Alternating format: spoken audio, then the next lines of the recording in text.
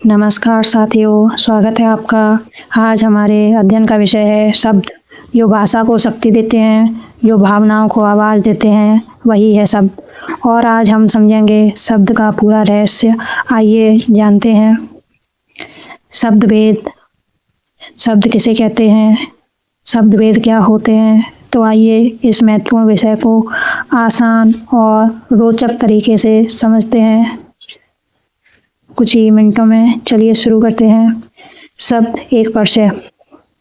जब एक या अधिक अक्षर मिलकर स्वतंत्र और अर्थपूर्ण ध्वनि बनाते हैं, उसे शब्द कहते हैं।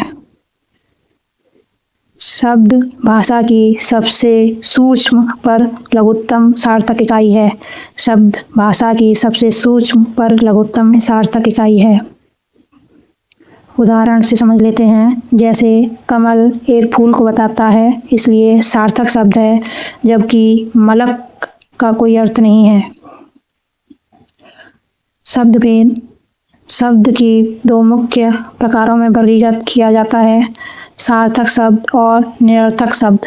सार्थक शब्द वे शब्द जिनका कोई अर्थ होता है, निरर्थक शब्द वे शब्द जिनका कोई अर्थ नहीं होता। सार्थक शब्द तीन प्रकार के होते हैं: प्रयोग के आधार पर, रचना या बनावट के आधार पर, उत्पत्ति के आधार पर।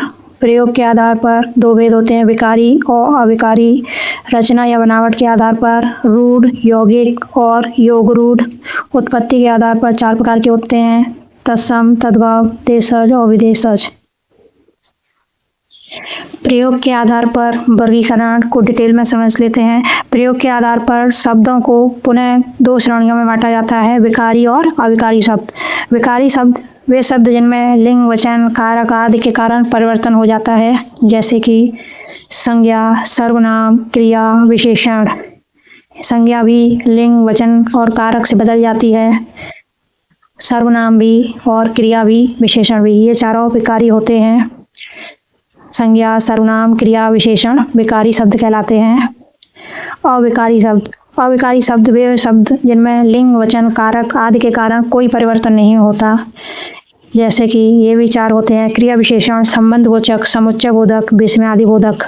क्रिया विशेषण धीरे चलिए, ये अगर कोई लड़की है या लड़का है, लिंग क्यू, तो भी धीरे ही आएगा, धीरे चलिए। और बहुवचन और एक वचन में भी कोई फर्क नहीं पड़ने वाला। ऐसे ही संबंधबोधक का, की के शब्द होते हैं, इन पर भी लिंग, वचन, कारक का कोई फर्क नहीं पड़ता। समुच्चय बोधक और किंतु परंतु शब्द होते हैं, इन पर भी लिंग, वचन, कारक का कोई फर्क नहीं पड़ता। विस्मयादि बोधक, वा, रे, इन पर भी लिंग, वचन का कोई फर्क नहीं पड़ता, इसलिए इन्हें अविकारी शब्द कहते हैं। इनमें कोई विकार उत्पन्न नहीं होता है। और अविकारी शब्द कौन कौन से होते हैं ये याद रखिएगा, ये प्रश्न पूछ लिया जाता है। क्रिया विशेषण विकारी है या अविकारी, तो क्रिया विशेषण अविकारी में आता है। नेक्स्ट हमारा रचना या बनावट के आधार पर वर्गीकरण। रचना या बनावट के दृष्टिकोण से शब्दों के तीन प्रकार होते हैं।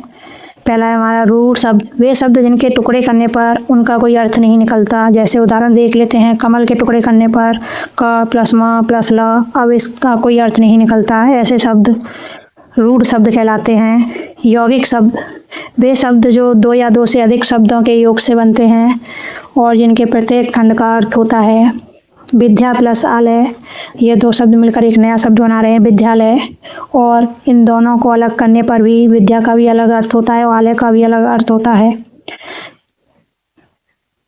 योग रूढ़ शब्द वे शब्द जो यौगिक होते हैं किंतु अपने अर्थ के अलावा एक और अर्थ निकलता हो, जैसे बहुब्रीहि समास। उदाहरण से समझ लेते हैं, जैसे कि पंकज शब्द, पंकज का अलग करने पर पंक प्लस कज, कीचड़ से जन्मा कमल।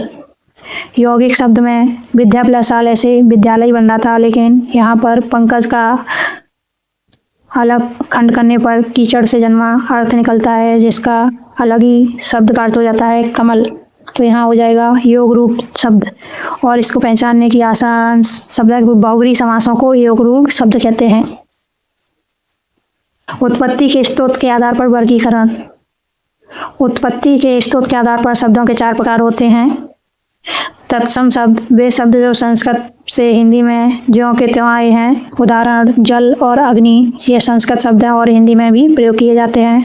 तद्भव शब्द वे शब्द जो संस्कृत से हिंदी में कुछ परिवर्तन के साथ आए हैं। उदाहरण आम, आम को संस्कृत में आम्र बोलते हैं। देशज शब्द वे शब्द जो भारत की स्थानीय भाषाओं से आए हैं, इन्हें देसी या क्षेत्रीय शब्द भी कहते हैं। उदाहरण लोटा, फटाफट, खचाखच, खटिया। विदेशज शब्द वे शब्द जो विदेशी भाषाओं से हिंदी में आए हैं, इन्हें आगत भी कहते हैं। उदाहरण से समझ लेते हैं। अंग्रेजी डॉक्टर, हॉस्पिटल, स्कूल, पेन, ये अंग्रेजी से आए हुए शब्द हैं जो हिंदी में काफ़ी प्रयोग किए जाते हैं। फारसी चश्मा, बीमार, मजदूर, दरवाज़ा, ये फारसी के शब्द हैं, लेकिन आज ये हिंदी में बहुत अच्छी तरह से यूज़ किए जाते हैं। कुछ लोगों को तो पता भी नहीं होगा कि ये फारसी शब्द हैं। चश्मा, बीमार, मजदूर, दरवाज़ा। अरबी शब्द अदालत, वकील, इलाज, फैसला, ये अरबी भाषा से आए हुए शब्द हैं। तुर्की शब्द हैं कैंची, चाकू, तोप, चम्मच। पुर्तगाली अलमारी, गमला, साबुन, कमीज, ये पुर्तगाली शब्द हैं जो पुर्तगाली भाषा से आए हुए हैं। एक और होते हैं संकर शब्द। संकर शब्द वे हैं जो दो भिन्न भाषाओं के शब्दों को मिलाकर बनते हैं, इन्हें मिश्रित शब्द भी कहते हैं। जैसे रेलगाड़ी, रेल अंग्रेजी शब्द है और गाड़ी हिंदी शब्द है। और टिकट घर, टिकट अंग्रेजी शब्द है, घर हिंदी शब्द है। यहीं पर ये टॉपिक समाप्त होता है। पसंद आया हो तो लाइक, शेयर एंड सब्सक्राइब करें। धन्यवाद।